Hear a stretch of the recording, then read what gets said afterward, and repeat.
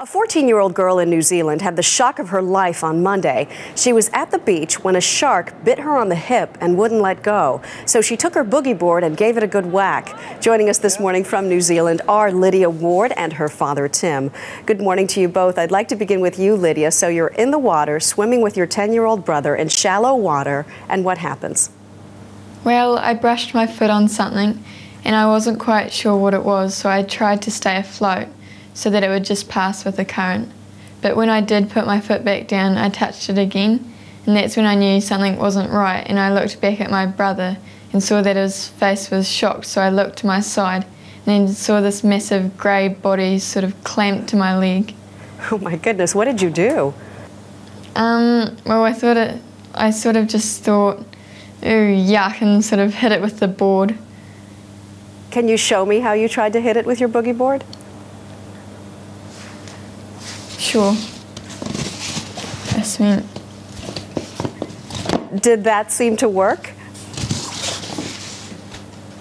Yes, it let go straight away. Oh, thank goodness. Okay, so then you get to the shore. Are you in pain, or are you just thinking about getting out of the water at that point?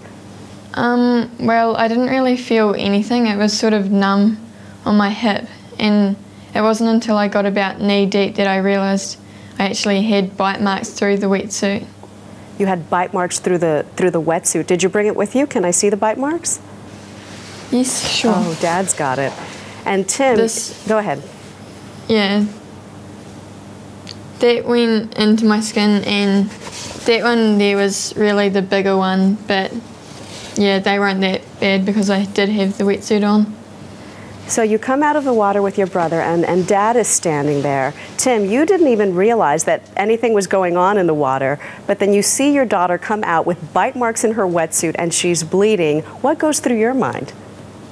Well, Maggie, when they came out of the water, they just walked out so calmly. There was no fuss, there was no shouting, waving of arms or anything. So really, I didn't think there was anything untoward until Lydia came right up to where I was on the edge of the water and said that something had bitten her and showed me the side of her wetsuit, and I thought, oh, that wetsuit has just perished. But then I did notice that there was blood trickling down the back of her leg from the wetsuit. I can't believe that she was as calm and collected as you're describing. I know that you had to go to the hospital, Lydia. Were you okay? Was everything fine?